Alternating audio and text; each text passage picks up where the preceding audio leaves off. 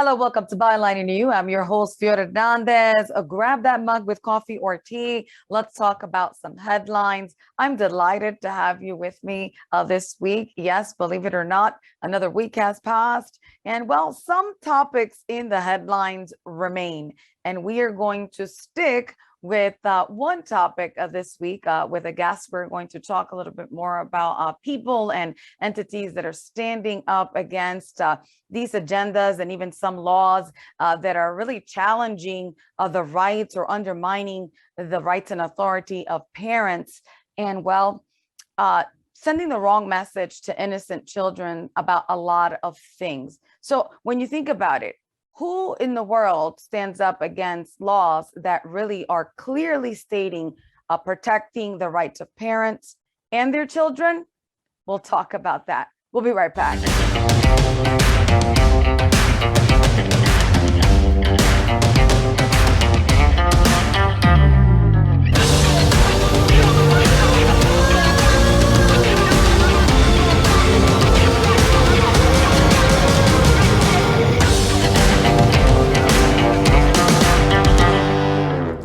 Hey there, thanks for sticking with us. I'm Fiora Hernandez. This is Byline Anew, and I also want to thank you for visiting brighteonstore.com and using promo code Anew, that is ANEW. Again, brighteonstore.com, promo code Anew, ANEW. So the headlines are just full of so many different things, right, every day, but some things, yeah, they become repetitive from day to day, from week to week, sometimes even months to months. And one of those topics is that every day we're continuing to see breaking news, some new developments or a new story about a school district or officials or government officials that are trying to tell parents how to raise their children and what conversations they can have and cannot have. And in fact, giving themselves more power and authority over the parents. At least that's the way that I see it in some cases. And well, here is a story about an entity that had a little bit of breaking news for themselves. Hi, everyone.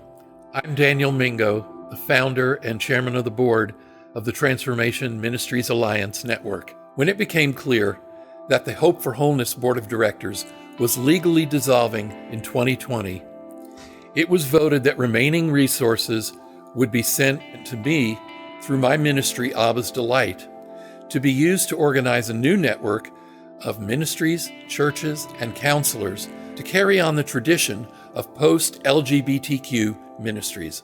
That new network became Transformation Ministries Alliance, or TMA for short. Since then, I have been functioning as the founder, chairman of the board, and the executive director, seeing to the daily business of running the network, as well as all of our Facebook groups, in addition to running the local ministry, Abba's Delight, out of Louisville, Kentucky. So on behalf of the Board of Directors of Transformation Ministries Alliance, I would like to present our new Executive Director, Derek Paul. Welcome, Derek. Thank you. Thank you, Daniel. And I'd like to thank the Board of Transformation Ministries Alliance and all of you out there, the ministries of TMA. And so that new executive director, Mr. Derek Paul, is joining me today on Byline Anew. I'm so honored. Thank you so much for joining me, Derek. Yeah, well, thank you for having me. It is a really incredible day and time and hour that we live in. And so I'm grateful to be able to give a voice to my community of the church and what God is doing there actively. Yes, tell me about it, right? So usually I greet all of my guests with a cup of coffee because that's what I'm drinking. I'm not sure if you have something there with you. Water, that is right. Yeah. Because sometimes some of these topics we discuss could get a little stressful for some people. So it's best to just maybe have a little cup of coffee or water in your case, or even tea. But Derek, let's dig right in. I have to ask you right away. Okay, what was your reaction when you were chosen? That's the word, to be the new executive director. Yes, it's a real honor to be chosen by the board of Transformation Ministries Alliance to be the new executive director of this international network of ministries, churches, and counselors who provide such wonderful and safe care for those who need it. And I would say even more so to have the presence of the Lord and knowing that this is exactly where I'm supposed to be. The Lord is with me and with all of those who are standing alongside. You're going to execute this position. It's a position that we know, listen, it's no secret. We're not inviting the adversity or the attacks, but you already know that it's there and it's coming, because that's just what happens, especially in today's woke culture and cancel culture with the message that you're sending. I want to ask you right off the bat. Now, some people might make some comparisons with the Exodus movement, that, that ministry some years back and all that happened there. How do you respond to people that might say, well, some of what happened there might happen with you? How can we trust? How can we believe? Take the floor, Derek. Yes, well, thank you so much. And thank you for giving me a chance to provide an answer to a question like that. I think that's something that goes across a lot of people's minds. And, everyone that was a part of Exodus didn't go back to their sinful lifestyle. There are many people who have honored the Lord in their sexuality and their relationships. And for those who may have gotten a little bit confused by some of the rhetoric that they were hearing and just kind of went off their own way, which the Bible talks about. They went out from among us and they were not part of us. We are praying that the Lord would continue to work in their life. We know that the Lord can be found anywhere. He is all present. And we are actively waiting for them to return home. We have a mutual friend. His name is Matthew Aaron, founder of Big Fish Ministry, right? I love his story. I love his, he was part of that movement. And we know that he is still with the Lord and still, he says, this is my new life, right? And why do you think, Derek, so many people, especially in the agenda that is set against Christianity and the Bible as it is, right? Unadulterated, cover to cover, not trying to make the word of God woke. Why do you think people have such trouble with that? I've heard some people tell me, well, what kind of God? I thought God was love. What kind of God is going to will tell you that if you do not stay single, right, and not get married because you have these same-sex attractions or whatever the situation is in a person's life, what kind of God would do that to you? How do you navigate through that conversation? Yeah, so we all have our own perceptions, and the Lord knew the future in advance, and he told us that we would live through times of great confusion and deception. And so it shouldn't be any surprise to us that people are living that way and have kind of misperceptions of the same objective things that we are looking at. And thankfully, our community, who are prodigals, who have left homosexuality and trans and every other form of identity, we know what it's like to be trapped in a stronghold. We know what it's like and the patience that it takes in order to see someone through. And so we welcome those questions. We know how to be resilient and patient through those questions, and it'll be okay. The Lord and his divine timing and revelation will reveal himself to each person, and each person will be responsible before their Lord and Savior, regardless of if they know him right now. So I guess that would be my answer to what we see going on. We know that this is a concerted effort. We can see that this is well organized, well funded. But our Lord is a mysterious God, and he works when the cameras are off. He works when we are alone, and he meets us one-on-one. And so I'm much more thrilled and concerned about how much God can do in those times when we're off the camera, Right. And aren't those the stories that matter? You and I both know the word says we will overcome by the blood of the Lamb and the word of our testimony. So I can't let you leave this conversation without you sharing with me about your encounter with Jesus. Certainly it wasn't a testimony that was easy to share early on in your walk, but now look where he has brought you. So first of all, a lot of us have heard stories of people who've gone fully into the lifestyle and then come out, and we kind of look for those. But we have this emergence of stories of people who are gay Christians, who have found the authentic Jesus and are coming out of that for Jesus. And then we also have people who've never entered the lifestyle fully, who are now serving the Lord and experiencing this progressive and challenging relationship with Jesus that is so good. And mine is the latter. So I was raised a preacher's kid, and about 4 years old, I started questioning if I was in the correct body, if I was supposed to be a girl. I was very feminine. And I actually remember making a vow against my father and all he represented. And that was a gift that the Lord gave to me to remind me of, I wasn't always this way. And I came to the Lord because of my same-sex attraction, not for, that was the main reason. And I kept that to myself, being a preacher's kid. And I had this supernatural encounter when I was about 8 or 9. And for a couple of years, I had no more same-sex attraction. But once puberty started, like you hear in a lot of our testimonies, those attractions and feelings came back increasingly intense. And so I was in the worlds of the arts and creative cheerleading and choreography, and I found I got to see behind the scenes of what is going on within our culture, and was part of that a little bit.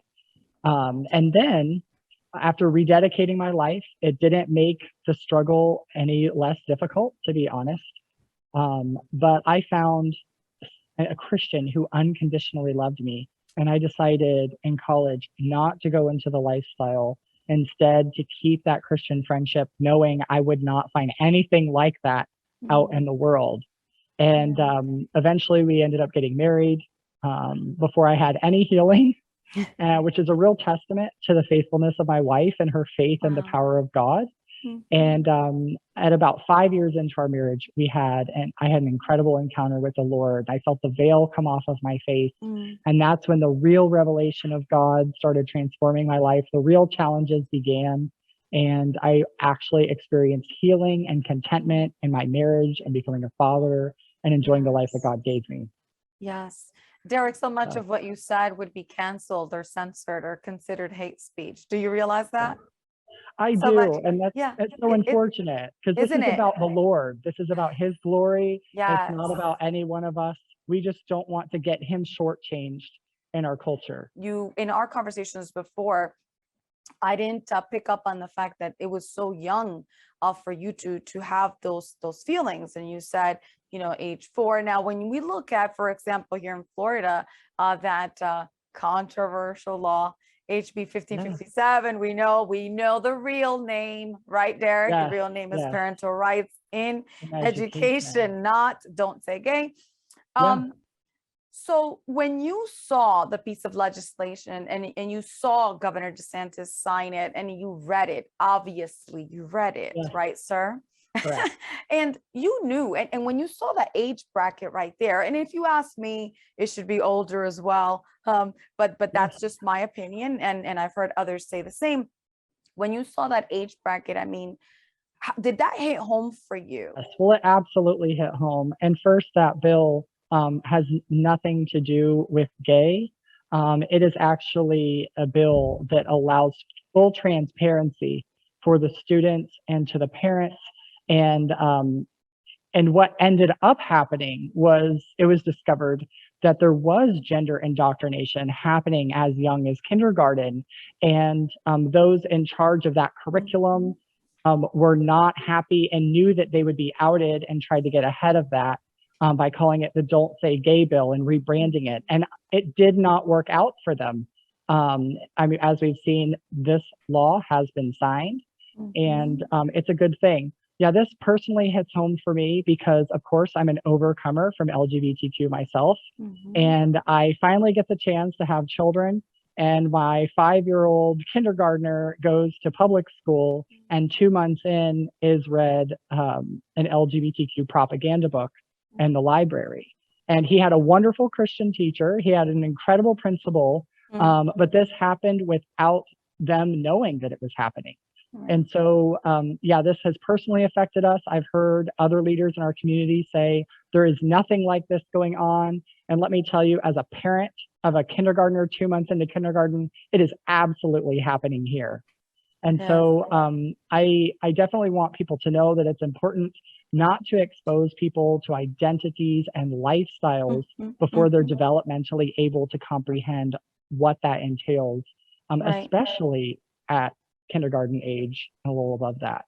Yes, I also saw how involved you were alongside, again, others advocating over at the Alachua County Commission when they were voting, actually to stand against HB 1557. Now, I have to read this from the article directly because this is I can't I can't. Okay, so Yes. it says, and I quote.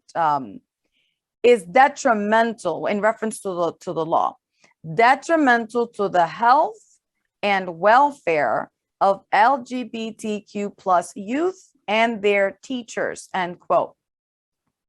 So how Yeah. is it detrimental to the adults? Yeah, they actually believe that parents don't have an idea as to what is in their child's best interest. And we are the ones who are the first teachers for these children. We are the ones who care for them 24/7, who are responsible even in a court of law up until they're adults. And so, this is the way that the human race has always been. And it's absurd. They were bringing up that we should just accept that there are good teachers out there and trust these teachers. But what about all the good parents out there? They should trust the parents. And so they even at the very end, Commissioner Mary Helen Wheeler said that if we didn't understand what these kindergartners already knew, we should listen to them. And I thought, she was a teacher for more than 30 years, and here she's lecturing parents on not knowing or having the wisdom to deal with a kindergartner. It was a little bit absurd to hear that. My name is Derek Paul, and I am with Protect Kindergarten. You may prejudge me and see that I am a white male who has been married to my wife now of 16 years Turn around, right? with 3 children. There you go. However, I identified as trans and gay growing up in the school system. And if I had been medically castrated, I wouldn't have my 3 children who are Native American. And so I'm very, very grateful that we are honoring my children today, because they would not exist if what is going on now in the public schools had actually happened to me. And the truth is, we all need to be given a choice and to be allowed to change our minds. I am a local expert. I'm an occupational therapist and a former professor of neurological systems and disorders at the university. I'm qualified to state that gender training in the lower grades is harmful to children. I implore this commission to check your bias. You mean to tell me that if a child tells me that he or she identifies as a dog, you want me to put a leash and take him for a walk around the neighborhood? Or if that child identifies as a kitty cat, you want me to go ahead and feed him cat food and leave him outside, because our cats don't go inside the house because we have a child that is allergic to the cats? I urge you to reconsider this resolution and embrace this law as it protects our children. I'm not a pastor and a Christian who walks away from that community. I love the LGBT community. I was gay for 10 years. Jesus led me out of my gay life. That was my choice to do. I'm not forcing that choice on anyone. Let this resolution be failed today, because it is an attack on the protection of our children and child abuse. Thank you so much. All right, all in favor of the motion for the resolution, say aye. Aye. Any opposed, like sign? All right, that motion passes unanimously to forward this resolution. Commissioner Mary Alford, which is she's newer to being a commissioner. And she came out with the news media at 11:09 a.m. before the meeting at 11:30.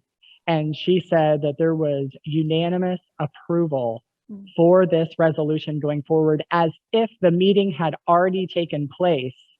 And then during the course of the meeting, someone from our group locally called Protect Kindergarten brought up the fact that she had done this. And even before the meeting, the vote, the general public could give any comment. And it was announced by the end that the commission had unanimously requested this resolution to be made. And Mary Alford wrote the resolution, and she was the one who disclosed that there was unanimous approval before the meeting ever began. So no, Derek, listen, I'm not a mom, right? I'm an aunt, right? But here's the thing, it is outrageous. Listen, this is outrageous. that these so-called leaders would think that they can take away the rights and the authority that parents have. Let's just forget about the law for a second, and let's talk about those of us who we submit to a higher power. That's correct. We're told to instruct the child in the way that he should go, correct? Correct. So that when they grow old, they do not depart from it. So to your point of you are the first teachers as parents. Amen. Yes. What is going on in this world that parents are expected, and let's just call it what it is, Christian parents Yes. are expected to submit to people who really honestly do not uphold that biblical worldview? Yes. And this has brought a level of embarrassment to our local community that we would be treated so disrespectfully publicly and on public record. It was really sad to see such animus towards our responsible citizens, being pastors, medical providers, parents, grandparents, organization leaders, that they would treat us this way. Truthfully, we could talk a long time about this, but time is limited, right? And I would hope that you would want to come back on the program in the future and discuss other things with me, because I have a feeling you're going to be very, very, very active as it relates to just advocating for the rights of parents and the children, and many more things. So really quick, invite our viewers to visit your platforms and be informed, engaged, and vocal. Yeah, so a lot of people would think that a network or ministry like ours is just for those who have left homosexuality or transgenderism, and that is not the case. I want to encourage anyone with similar beliefs to reach out to me and see how you can become involved and participate. We have a wonderful website. It's tmacorp.org, and you can go on there, and at the top, you'll see a place to connect with us on Facebook. We have all sorts of groups to encourage and support you on Facebook. And then you can also reach out to me via email at tmacorp1 at yahoo.com. And so that is another wonderful way that you can reach out to us. But just to remind you, this is not just for those who have left homosexuality and transgenderism. This is for those who are allied with us, who are trying to glorify God through testimony and are standing for his righteousness together. Derek, thank you so much. God bless you. God bless your family. God bless the ministry and the works of your hands. And we just stay connected because, there's power in unity and on one accord. So thank you so much. And I hope you join me again soon. God bless you. I'd love that. Thank you so much for having me. All the best to you, Derek, and thank you all for connecting to Byline Anew today. I want to also encourage you to go ahead and visit the Transformation Ministries Alliance Network's website and donate if you're allowed to, because there's a lot of things that they need to cover. And when they go to advocate, it is important that they are able to capture what happens, and that, the media that is set against everything that they share does not get the upper hand with their selective sound bites. Again, I'm Fiora Hernandez. This is Byline Anew. See you next week.